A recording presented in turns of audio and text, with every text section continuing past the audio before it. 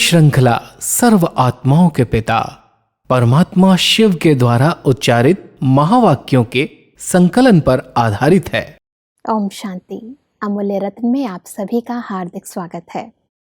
कहते हैं श्रेष्ठ स्मृति ही श्रेष्ठ स्थिति का आधार है, और इसीलिए स्वयं परमपिता परमात्मा हमें ऐसी श्रेष्ठ तथा ऊंची स्मृतियां दिलाते हैं जिससे आत्मा सदा के लिए शक्तिशाली और नॉलेजफुल बन जाती है।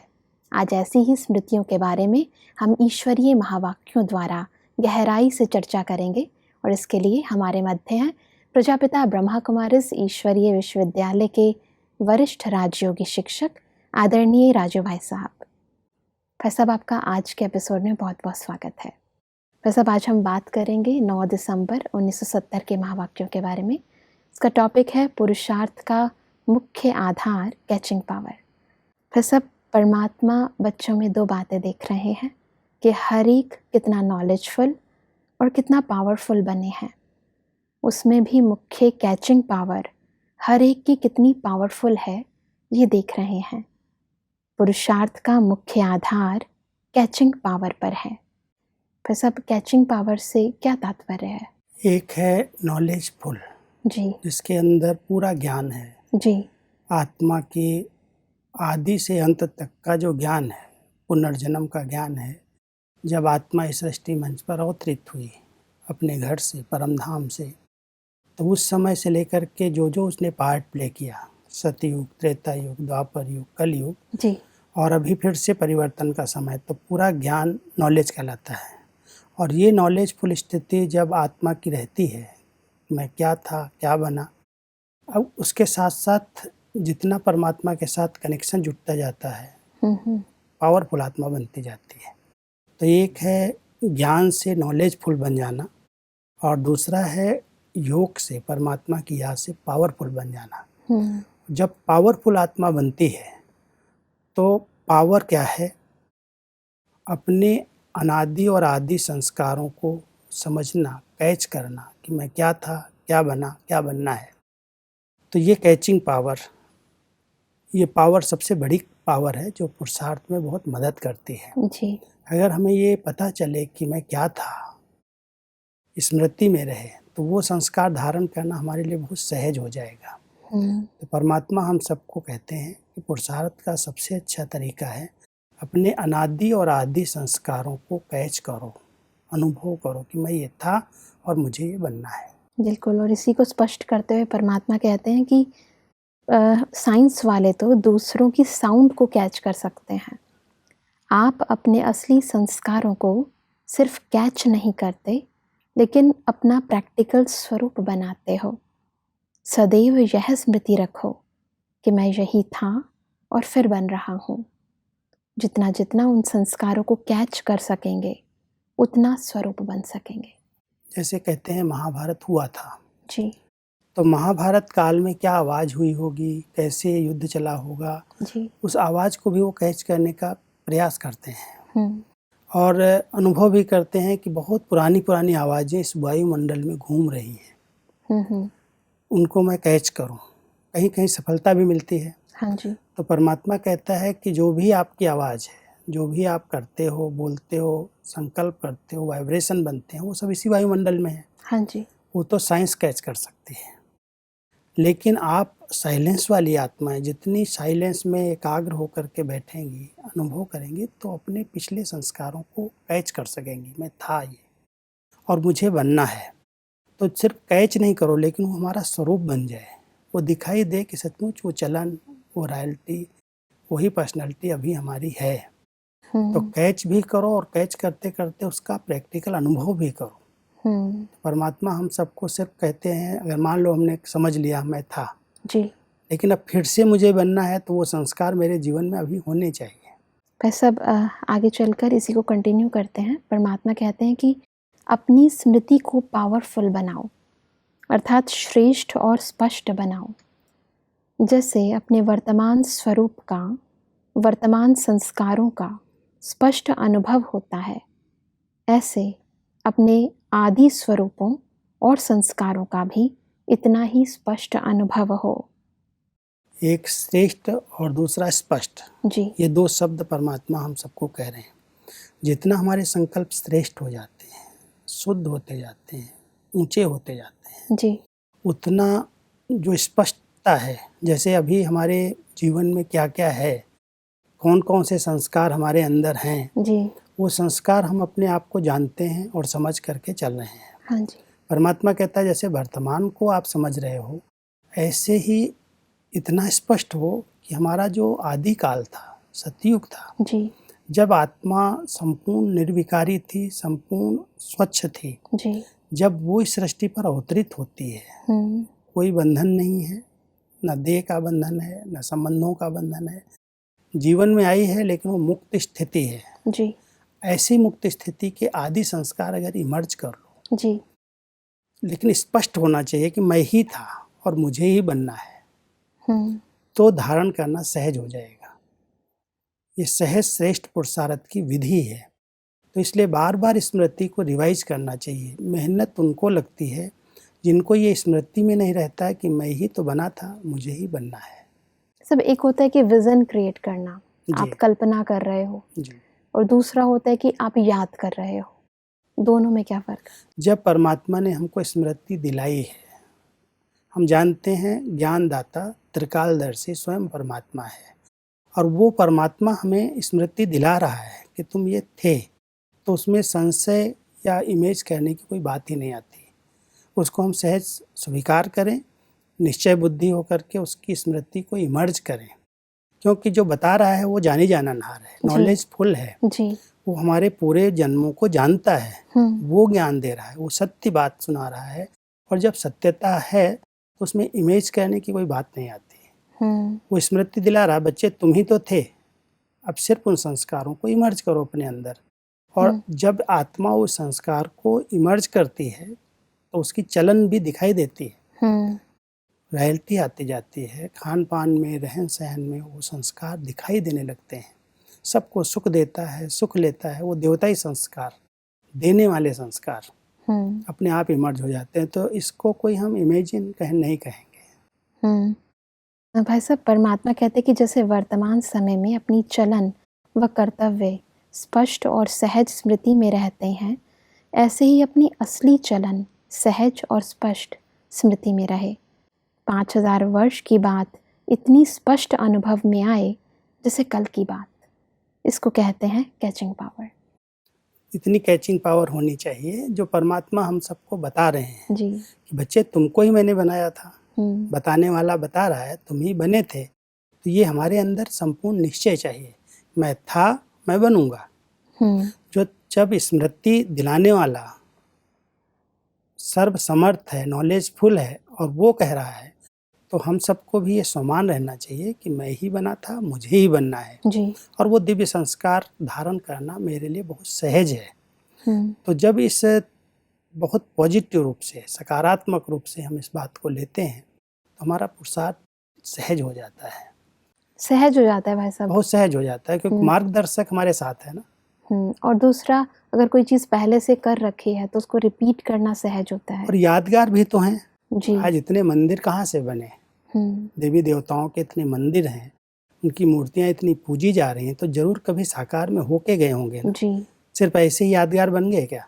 बिल्कुल। कब होके गए? तो परमात्मा यही स्मृति दिलाते हैं, तुम्हारी तो पूजा हो रही है।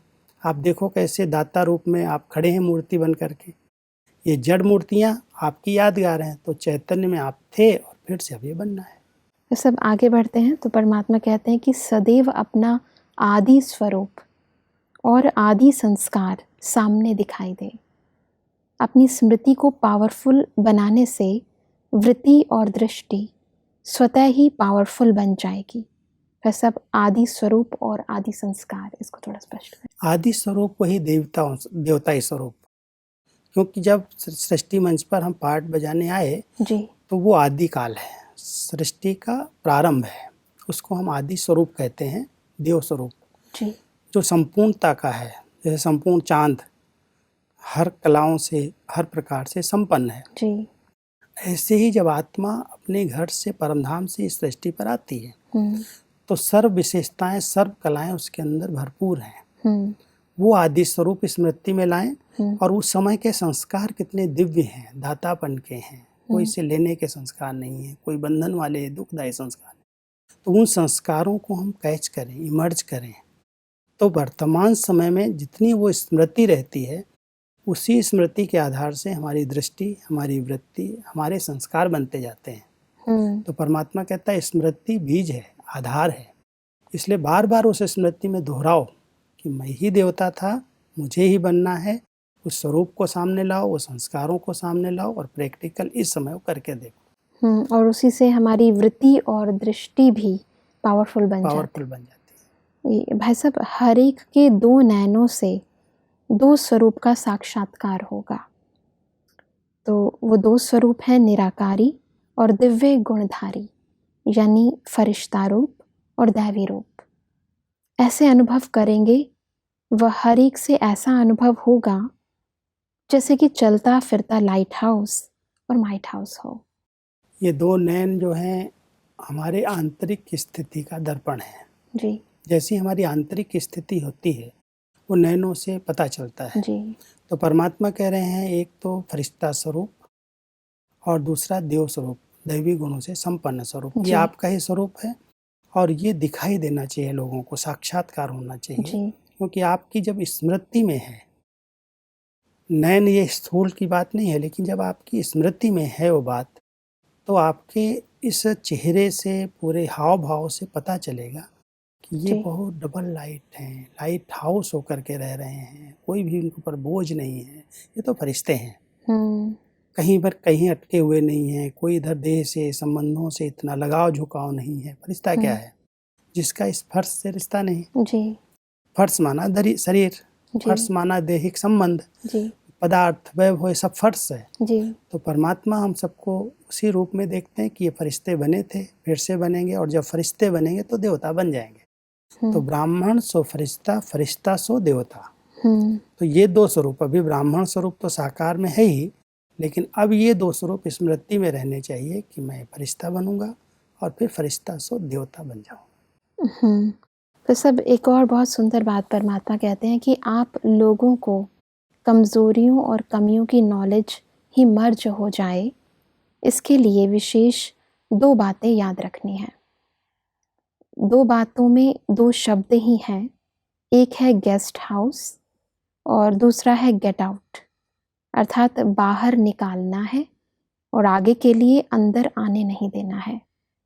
दूसरा, इस पुरानी दुनिया को सदैव गेस्ट हाउस समझो, फिर कभी कमजोरी व कमी का अनुभव नहीं कर सकेंगे। गेस्ट हाउस में टेम्परेरी टाइम के लिए कोई जाता है जी, सदा के लिए उसको अपना घर नहीं समझता है। कहीं पर भी हम जाते हैं तो कहते हैं गेस्ट हाउस में आपको ठहरना है जी। तो ठहरते हैं, तो वहाँ पर कोई विस्तार नहीं करते, बिखेरते नहीं सामान को, क्योंकि जानते हैं इसमें तो हम थोड़े समय के मेहमान हैं, बिल्कुल आज हैं अभी जाएंगे। तो परमात्मा कहता है ये पुरानी दुनिया आपके लिए थोड़े समय के लिए रहने के लिए है, गेस्ट हाउस के रूप में।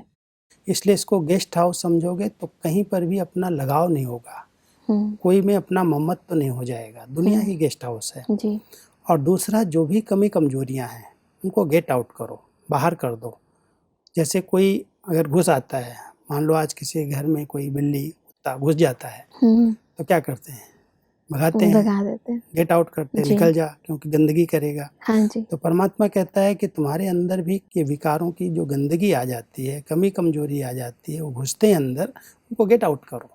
समझ लो ये गंदगी आई है, ये विकारी संकल्प आ रहे हैं, विकल्प आ रहे हैं, इनको मुझे निकालना है, इसको इसमें रखना नहीं अंदर, तो गेट आउट करो, बाहर कर दो। बिल्कुल। तो बाबा की एक हमारी आत्मा को संपूर्ण बनाने के लिए ये भिन्न भिन्न विधियां हैं और ये स्मृति में रहता है। सहज स्मृति के लिए परमात्मा हमको दो दो शब्द कह करके सिखा रहे हैं। बस अब परमात्मा कहते हैं कि सदैव लक्ष्य रखना है कि अब फिर 21 जन्म के लिए रेस्ट करना है, लेकिन अभी एक सेकंड में भी मनसा वाचा कर्मणा सर्विस से रेस्ट नहीं, तभी बेस्ट बनेंगे। बहुत अच्छी विधि परमात्मा हमको बेस्ट बनाने के लिए करे। जी। क्योंकि सतयुग और त्रेता में तो आराम की दुनिया है। सत्युग त्रेता में कोई भाग दौड़ वाली जिंदगी नहीं। जी। देव पद है, सब प्रकार के सुख शांति के वैभव हैं, साधन हैं। तो परमात्मा कहता वहाँ पर तो हो ही रेस्ट में, आराम की जीवन है। लेकिन संगम युग सेवा का समय है, और इस सेवा के समय में कोई अगर सेवा नहीं करता है, आराम पसंद है, तो माया फिर चांस लेती है, वेस्ट संकल्प आते हैं। बेस्ट बनाने की बजाय व्यर्थ संकल्प आना शुरू हो जाते हैं। तो परमात्मा हम सबको बड़ी सरल विधि बताते हैं कि मनसा वाचा और कर्मणा। अगर हमारा शरीर स्वस्थ है तो हम कर्मणा सेवा करते हैं, जो सेवा मिल जाए। हर सेवा की मार्क्स समान है जी। अगर वो सेवा दिल से की जाए तो। हम्म। कई सोचते हैं ये कर्मणा सेवा, रोज झाड़ू लगाना, दरी बिछाना, भोजन बनाना, ये काम करना, ये सब तो स्थूल सेवाएं हैं, इसमें हमारी क्या मार्क्स मिलेंगे। जी। लेकिन परमात्मा कहते हैं हर सेवा का अपना महत्व है। जो सेवा मिलती है अगर प्यार से कर रहे हो, दिल से कर रहे हो, और उस सेवा से बहुतों को लाभ हो रहा है। क्योंकि मान लो आज भाषण करने वाला, ज्ञान सुनाने वाला एक है जी। और वो ज्ञान सुनाएगा, लेकिन प्रभाव जो पड़ता है उस वायुमंडल का पड़ता है। अगर वहाँ स्वच्छता नहीं है, अगर वहाँ व्यवस्था ठीक नहीं है, जी। तो कितना ऊंचा ज्ञान दिया जाए, लोगों की बुद्धि में नहीं बैठता। बिल्कुल। तो परमात्मा कहता है तुम बच्चों को रेस्ट नहीं लेनी है। जो आपको सेवा मिलती है मनसा वाचा कर्मणा, जिस प्रकार की शक्ति है आपके पास, उस शक्ति को इस सेवा में लगाओ, इसमें रेस्ट नहीं लो। मन शक्तिशाली है, कंट्रोल में रहता है, चंचल नहीं है, तो अच्छे संकल्प करो, शक्तिशाली संकल्प करो, ताकि वायुमंडल में आपके अच्छे वाइब्रेशन फैलें। कई हैं वाचा सेवा भी नहीं करेंगे, कर्मणा सेवा भी नहीं करेंगे, और जो करने वाला है उसके प्रति भी कुछ गलत सोचते हैं, नेगेटिव सोचते हैं, क्यों कर रहा है, इसको क्या इससे लाभ होगा। तो इससे क्या होता है कि करने वाले का जो उमंग उत्साह है वो डाउन होता है। तो परमात्मा कहता है जिस प्रकार की शक्ति है उसको सेवा में लगाओ। मन की शक्ति है तो मनसा से शुभ भावना का दान करो। बिल्कुल। वाचा है तो अच्छे पॉइंट्स का मनन चिंतन करके कोई को ज्ञान दान करो जी। उसका जीवन बना दो। और अगर तन के अंदर शक्ति है तो कर्मणा सेवा जिस प्रकार की मिलती है करो। बिजी रहो। अगर फ्री रहोगे तो माया को आने का चांस है, व्यर्थ संकल्प आएंगे। और जब शक्तियाँ यूज होती हैं तो दुआएं मिलती हैं। सबसे बड़ी बात ये है जी, बेस्ट बनने के लिए जो परमात्मा हम सबको विधि बता रहे हैं कि जितना हम सेवा में बिजी होते हैं उतना लोगों को सेवा से सुख मिलता है। और जब सुख मिलता है तो उनके दिल की दुआएं निकलती हैं और वो दुआएं हमको बेस्ट बनाती हैं। जी। तो रेस्ट लेने का मतलब ऐसा नहीं है कि हमको अगर शरीर को स्वस्थ रखना है तो रेस्ट करना ही जरूरी है। नहीं करना है, करना तो पड़ेगा ही, थोड़ा समय भी शरीर को जितनी आवश्यकता है उतना देना चाहिए जी। लेकिन आलसी नहीं बनना है। निद्रा जीत का मतलब ये भी नहीं है कि नींद ही न करो, लेकिन बैलेंस चाहिए। बिल्कुल। कोई बहुत सोते हैं वो और सुस्त हो जाते हैं। हाँ जी। तो परमात्मा हम सबको हर चीज़ का बैलेंस सिखाते हैं। तो रेस्ट न लो माना जो हमारा समय है इधर उधर की बातों में न जाए। रेस्ट लेना माना हम अपने आप को फ्री कर देते हैं। तो फ्री घर में कहते हैं शैतान रहता है, फ्री घर शैतान का होता है। बिल्कुल। तो परमात्मा हम सबको कहते हैं कि तुम कभी भी अंदर और बाहर की रेस्ट न लो। माना अंदर अच्छे चिंतन करते रहो, शुभ चिंतन करते रहो, उन विचारों में रमण करो, और बाह्य रूप से जो सेवा सामने आ जाती है प्यार से दिल से करो तो बेस्ट बन जाओगे। बिल्कुल। वैसे भी इंसान जो है कर्मेंद्रियां जब तक है उसे सोचना भी है, बोलना भी है और करना भी है, कुछ ना कुछ तो करना ही है। और उसको ईश्वरीय कार्य में लगाएं तो फिर वो डेफिनेटली हमारे जीवन को श्रेष्ठ बना देगी। सब परमात्मा कहते हैं कि ये भी याद रखना कि सेवा प्रति स्वयं को ही ऑफर करना है, तब परमात्मा से आफरीन मिलेगी। तो परमात्मा कहते हैं कि ये स्लोगन याद रखना है कि समाना और सामना करना हमारा निशाना है। सामना माया से करना है, न कि दैवी परिवार से। समाना क्या है? अपने पुराने संस्कारों को समाना है। नॉलेजफुल के साथ साथ पावरफुल भी बनना है, तभी सर्विसेबल बनेंगे। ये दोनों बातें बहुत ज़रूरी हैं। अगर हम आपस में एक दूसरे की बातों को कट करते हैं, जी हर एक आत्मा की अपनी विशेषता होती है, जी उनके अपने अनुभव होते हैं। कई बार उनके अनुभवों को, अनुभवी मूर्त आत्माओं के विचारों को हम समझते हैं हम योग्य हैं, हमारे अंदर ज़्यादा शक्ति है, बुद्धि है, ये जो कह रहे हैं गलत है। तो हम आपस में एक दूसरे की बातों को कट करते हैं। ये है आपस में एक दूसरे का सामना करना। जी परमात्मा कहता है कोई आपस में दैवी परिवार के अंदर अपने संगठन में एक दूसरे का सामना नहीं करो। जी सामना करना है बुराइयों से, विकारों से, कमियों कमजोरियों से, उनको ख़त्म करना है। और जो ऐसे संस्कार हैं अंदर, उनको संभालो, उनको बाहर नहीं आने दो। जी हैं सबके अंदर कोई ना कोई कमज़ोर संस्कार हैं, हम्म लेकिन कोई कोई उस संस्कार को इमर्ज ही नहीं होने देते। मान लो आज हमको कोई बात अच्छी नहीं लगी, तो नेचुरल है हमारे संकल्प चलेंगे। लेकिन अगर हमारे पास ज्ञान योग की शक्ति है, हम नॉलेजफुल हैं और नॉलेजफुल के साथ पावरफुल भी हैं, तो वो संस्कार को हम दबाएंगे, संभालेंगे कि इसको हमें किसी के आगे वर्णन नहीं करना है, कोई कुछ कहना नहीं है, सब अपनी योग्यता के अनुसार ठीक कर रहे हैं। तो जब इतनी नॉलेज होती है और नॉलेज के आधार से वो शक्ति काम करती है, तो हम अपने संस्कारों को समा सकते हैं। तो सर्विसेबल बनने के लिए दोनों शक्तियाँ चाहिए। सर्विसेबल वही बन सकता है जो समाना जानता है और साथ साथ सामना करना है, अपने से, माया से, बुराइयों से सामना करना। अक्सर इंसान घबरा जाता है, कुछ भी नेगेटिव होता है जी तो उसको हम सामना करें और जीत प्राप्त करें। और सब परमात्मा कहते हैं कि अपने को जितना अधिकारी समझते हो उतना ही सत्कारी बनो। पहले सत्कार देना, फिर अधिकार लेना। सत्कार और अधिकार दोनों साथ साथ हों। अगर सत्कार को छोड़ सिर्फ अधिकार लेंगे तो क्या हो जाएगा? जो कुछ किया वो बेकार हो जाएगा। बहुत बड़ा बैलेंस है ये, जी क्योंकि कोई को कोई चीज़, सेवा में भी कोई अधिकार मिलता है। कोई डिपार्टमेंट का मान लो इंचार्ज है, अधिकार मिल गया उसको सब चीज़ों का, लेकिन अधिकार को कई बार वो गलत प्रयोग करता है। अधिकार समझ करके किसी को ठुकरा देगा, देना है, मदद करनी, उसकी बजाय वो अपने नशे में रहता है। तो परमात्मा कहता है अधिकार तो है, सब चीज़ें जो परमात्मा की हैं उस सब पर तुम्हारा अधिकार है जी लेकिन अधिकार का उल्टा नशा न चढ़ जाए। जो आपके सामने आते हैं उसको सत्कार भी बराबर देना है, सम्मान देना है। जी हर आत्मा अधिकारी है। मान लो आज इतनी डिपार्टमेंट चल रही हैं, कोई को सेवा मिली है, कोई को कोई सेवा मिली है। जी उस सेवा में वो अधिकारी है, मालिक है, और मालिक बन करके वो संभाल रहा है। जी परमात्मा की दी हुई सेवाएं वो संभाल रहा है। अब अधिकारी है, लेकिन उस अधिकार का वो गलत प्रयोग कर रहा है। आपने मुझे मदद की तो मैं आपको मदद करता हूँ, तो बिजनेस हो गया। तो बिजनेस हो गया।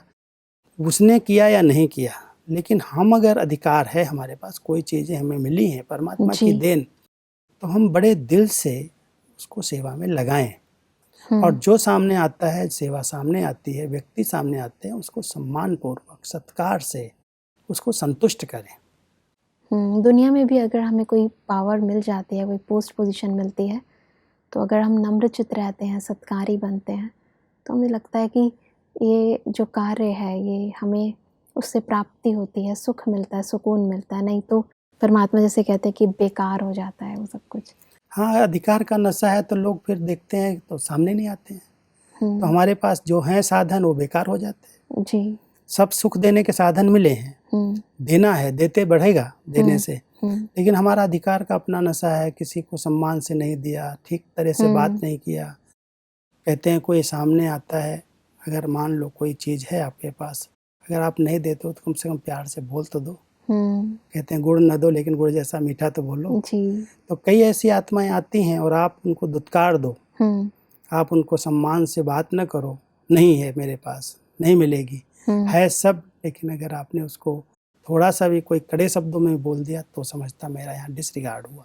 बिल्कुल भाई साहब, है छोटी छोटी बातें, परंतु यदि इन सब का ध्यान रखते हैं तो निश्चय ही जीवन के अंदर श्रेष्ठता आ जाती है। भाई साहब, आज आपने बहुत सारी बहुमूल्य बातें हमें बताई, आपका बहुत बहुत धन्यवाद। दर्शकों, आज के एपिसोड में हमने समझा कि हमारे पुरुषार्थ का मुख्य आधार है कैचिंग पावर पर। जितना हमारी कैचिंग पावर यानी हमारे आदि संस्कारों की स्मृति बढ़ती जाएगी, जितना जितना हम उन्हें याद करते रहेंगे, उतना उतना आत्मा पावरफुल और नॉलेजफुल बनती जाएगी, यानी उसमें लाइट और माइट आ जाएगी। साथ ही यदि हम अपनी कमी और कमज़ोरियों को सदा के लिए दूर भगाना चाहते हैं तो उसके लिए 2 शब्द याद रखें, गेट आउट और गेस्ट हाउस। परमात्मा हमें सिखाते हैं कि सदा हम सत्कारी और अधिकारी इन 2 शब्दों का बैलेंस रखेंगे तो सदा ही अपने जीवन के अंदर उन्नति को पाते रहेंगे। इन सब बातों को जीवन में धारण कर हम आगे बढ़ते रहें। हमारी आप सभी के प्रति यही शुभ भावना है। अगले एपिसोड में एक और अव्यक्त मुरली के साथ हम आपके समक्ष फिर हाजिर होंगे। तब तक के लिए ओम शांति। मुख्य सार: पुरुषार्थ का मुख्य आधार कैचिंग पावर। कल्प पहले के दैवी संस्कारों को सिर्फ कैच नहीं, प्रैक्टिकल में लाओ। स्मृति को श्रेष्ठ और स्पष्ट बनाओ।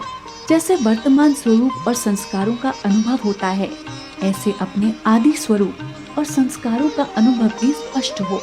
कमजोरियां और कमियों की नॉलेज मर्ज करने के लिए कमजोरियों को गेट आउट अर्थात अंदर आने नहीं देना है। इस पुरानी दुनिया को सदैव गेस्ट हाउस समझना है। सत्कार और अधिकार साथ साथ हो। सेवा प्रति स्वयं को ऑफर करने से परमात्मा से आफरीन मिलेगी।